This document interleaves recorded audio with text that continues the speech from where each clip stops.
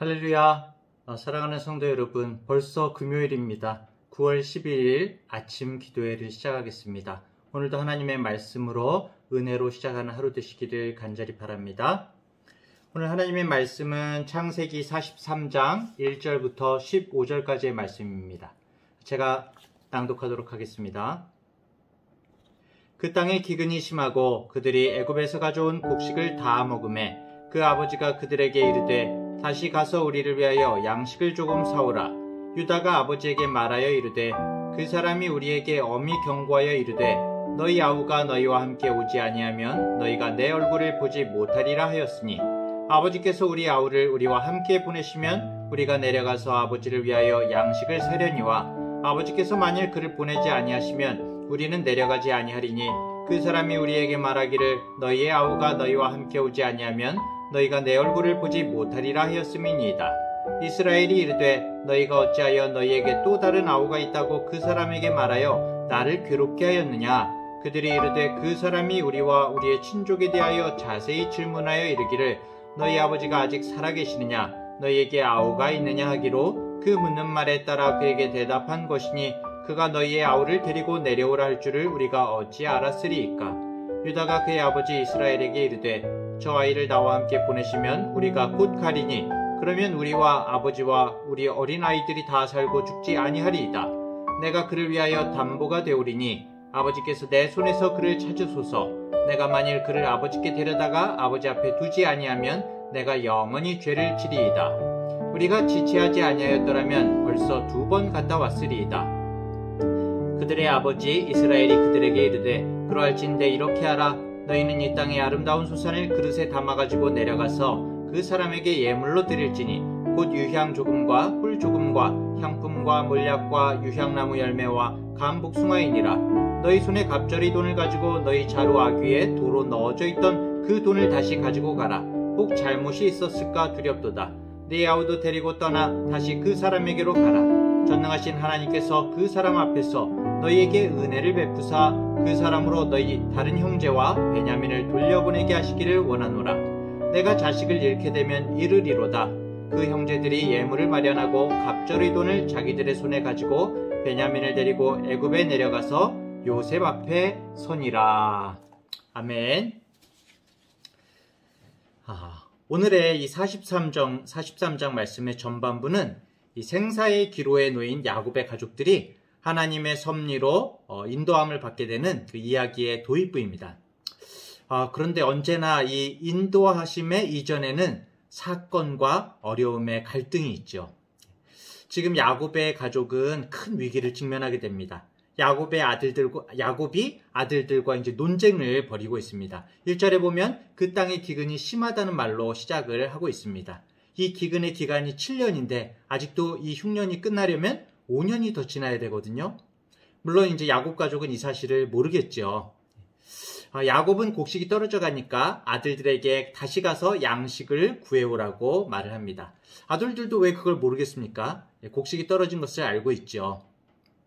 하지만 곡식을 살 돈이 있어도 동생 베냐민을 애굽으로 데리고 가지 않으면 곡식을 구할 수가 없습니다.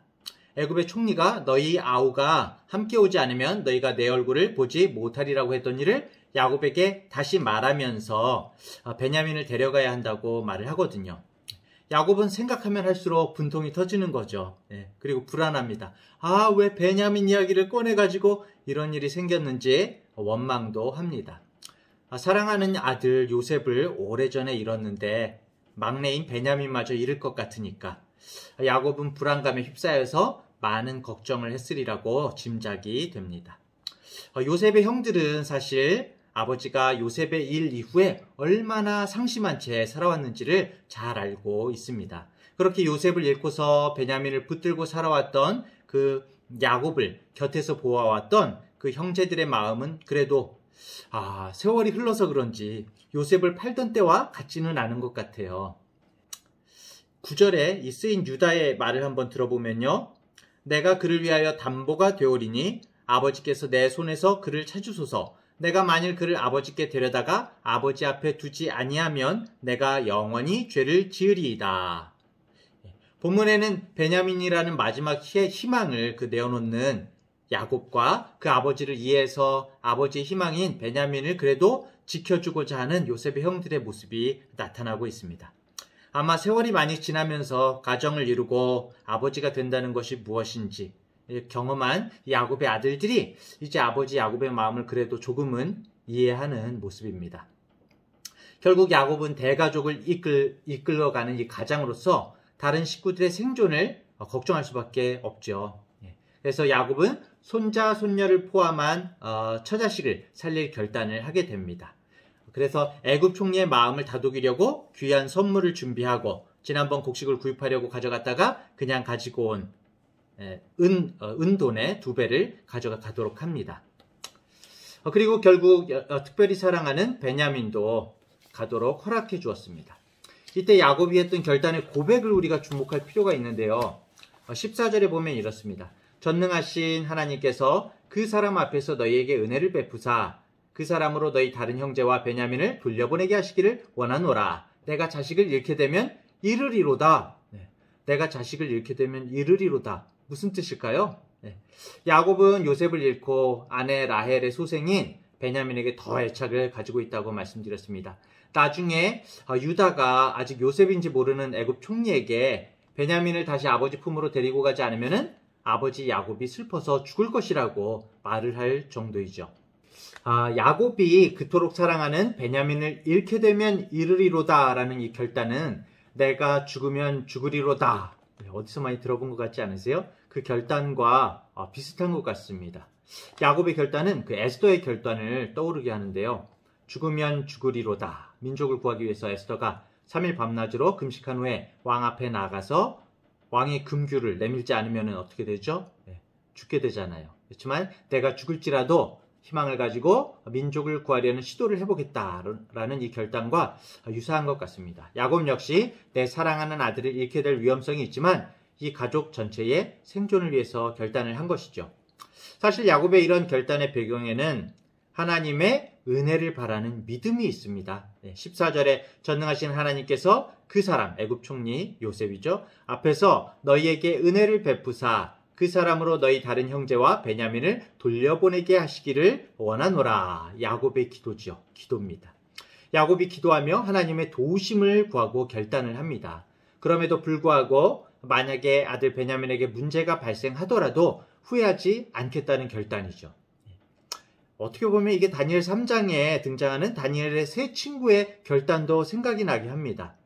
다니엘의 세 친구가 금신상에 절하지 않아서 풀무불에 던져질 위기에서 바벨론 왕에게 왕이여 우리가 섬기는 하나님이 계시다면은 우리를 맹렬히 타는 풀무불 가운데서 능히 건져내시겠고 왕의 손에서도 건져내시리이다. 그리 아니하실지라도 왕이여 우리가 왕의 신들을 섬기지도 아니하고 왕이 세우신 금신상에게 절하지도 아니할 줄을 아옵소서 이렇게 고백을 했었잖아요. 야곱 역시 하나님께 간구했지만 내 뜻대로 되지 않더라도 그리 아니하실지라도 후회하지 않겠다는 믿음의 결단을 했던 것입니다. 사람들은 어떤 위기를 직면했을 때 인간적인 측면에서 그 위기의 원인을 생각하면서 괴로워하고 아쉬워합니다. 그래서 그 원인을 제공한 사람을 책망하기도 하고 원망하기도 하죠. 하지만 그것보다도 앞으로 문제를 해결하기 위해서 하나님께 모든 것을 맡기고 의지하면서 나가는 결단이 필요한 것이죠. 하나님의 은혜를 바라면서 기도해야 됩니다. 그리고 하나님의 은혜를 바라고 기도했다면 나중에 결과가 어떻게 나타날지라도 즉 내 뜻대로 되지 않더라도 받아들이겠다는 결단이 필요한 것이죠. 다른 사람을 원망할 필요가 없습니다. 모든 것은 하나님의 영역 안에 있습니다. 우리가 살아가면서 겪게 되는 문제 중에 하나가 당신 때문에, 누구 때문에 이런 일이 일어난다고 서로에게 책임과 원인을 돌리며 살아갈 때가 많이 있습니다. 특히 사랑하는 가족 사이에, 부부 사이에, 부모와 자녀 사이에 이런 일들이 많이 나타나곤 하죠. 서로 원망하고 누구 때문에 힘들다는 그 푸념은 결코 도움이 되지 않는 것입니다. 가족의 행복은 내가 어떤 믿음의 결단을 하느냐에 달려있다고 봅니다. 자신만을 생각하면 가족 공동체가 난처하게 되죠. 내가 희생하더라도 가족을 위하는 그런 마음을 가져야 됩니다. 가족 모두를 위해서 가족 공동체가 정말 나 자신이 하나님의 은혜를 바라보며 믿음에 기초한 결단을 할 때에 이 공동체가 생명의 길에서 벗어나지 않고 바른 길을 걸어갈 수 있게 되는 것이죠. 오늘도 이런 믿음의 결단을 하면서 하나님의 은혜를 경험하는 우리 성도님들이 되시기를 간절히 소원합니다.